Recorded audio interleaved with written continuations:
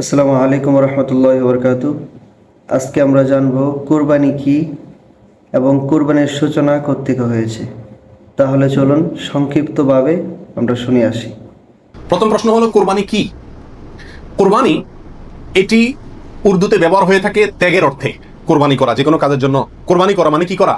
ত্যাগ করা। এই পশু কোরবানিকে কোরবানি বলা হয় এই জন্য যে এই কোরবানিটাও আসলে মূলত কি ত্যাগেরই শিক্ষা বহন করছে।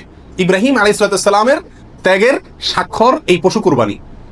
এর মাধ্যমে ইব্রাহিম আলাইহিস সালাম যে আল্লাহর জন্য বিশাল বড় ত্যাগ করেছিলেন, আল্লাহর কথাকে মানতে গিয়ে নিজের জীবনের সবচেয়ে বড় পরীক্ষার সম্মুখীন হয়েছিলেন এবং তিনি ত্যাগ করে পরীক্ষা উত্তীর্ণ হয়েছেন।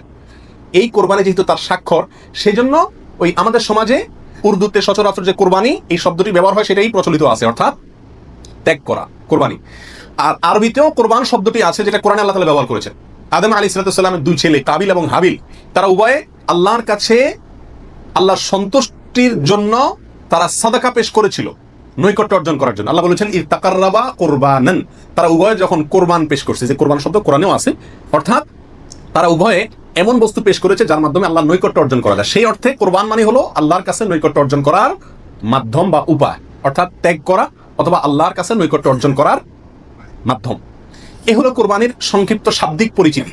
আর ইসলামী শরিয়াতে কোরবানি বলা হয় জিলহজের 10 তারিখে এবং তার পরবর্তী যে দিনগুলোতে কোরবানি করা যায় সেই দিনগুলোর ভেতরে কোনো পশু, অনুমোদিত পশু যেগুলো জবাই করলে সওয়াব হয় দিনগুলোতে, সেগুলোকে আল্লাহকে সন্তুষ্ট করার উদ্দেশ্যে জবাই করার নাম হলো কোরবানি। এ হলো ইসলামী শরিয়ার পরিভাষায় কোরবানির মোটামুটি একটি সংজ্ঞা। দ্বিতীয় প্রশ্নে চলে যাই আমরা, কখন কিভাবে কোরবানি শুরু হয়েছিল?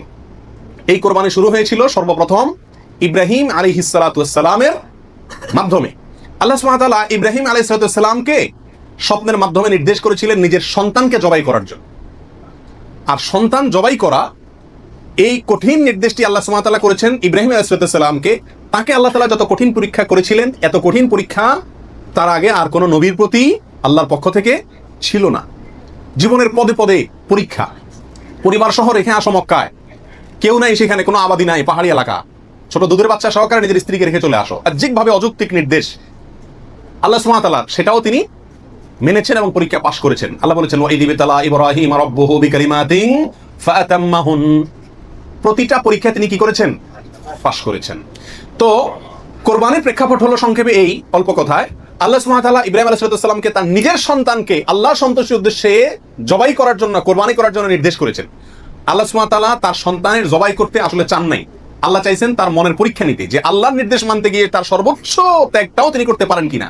তিনি আলহামদুলিল্লাহ পরীক্ষায় পাশ করেছেন, তিনি রাজি হয়েছেন, গেছেন, ছেলেও পাশ করছে, মায়েও পাশ করছে, ছেলের মাও রাজি, ছেলেও রাজি, বাপও রাজি।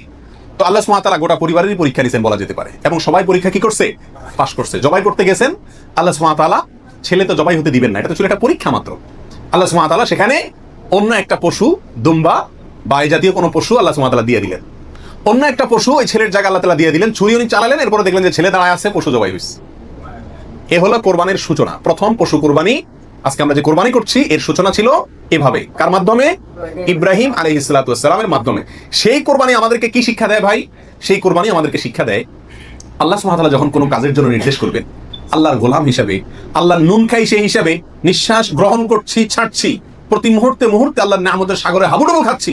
আল্লাহই সৃষ্টি করেছেন, তার হাতেই জীবন মরণ সবকিছু।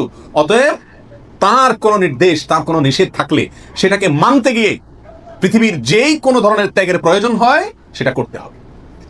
নিজের সন্তানকে জবাই করার মতো কঠিন নির্দেশও পালন করতে ইব্রাহিম আলাইহিস সালাম দ্বিধা করেন নাই। আল্লাহ সুবহানাহু ওয়া তাআলা কি করছেন? তাকে এর মাধ্যমে তিনি পাশ করেছেন এবং আল্লাহ সুবহানাহু ওয়া তাআলা তার মর্যাদা সমুন্নত করেছেন। এ হলো কোরবানির মূল শিক্ষা। আল্লাহর নির্দেশ, সেটা যত কষ্টই হোক মানতে, সেটা মানার জন্য সব ধরনের ত্যাগ করতে প্রস্তুত থাকা, এটা হলো কি ভাই? কোরবানির শিক্ষা। আর ওখান থেকে কোরবানিটা শুরু হয়েছে। এরপরে আল্লাহ সুবহানাহু ওয়া তাআলা সেটাকে পৃথিবীর মানুষের জন্য ওই স্মৃতিকে, ওই আদর্শকে রেখে দিয়েছেন। এখন আমরা পশু কোরবানি করছি, কিন্তু এটা শুরুতে কিন্তু পশু কোরবানি ছিল না। মূলত এটা শুরুতে ছিল নিজের সকল কামনা, বাসনা, ভালোবাসা সবকিছুকে আল্লাহর নির্দেশের সামনে কি করে দেওয়া? কোরবানি করে দেওয়া। এই হলো এই কোরবানির গোড়ার ইতিহাস। এখন কোরবানির খোলসটা আছে, ভেতরেরটা আর নাই। এখন শুধু পশুই কোরবানি করি আমরা, নিজের ভেতরকার পশুত্ব, আমিত্ব, মনের খাহেশ, প্রবৃত্তি, এটাকে আর কি করি না? জবাই করি না।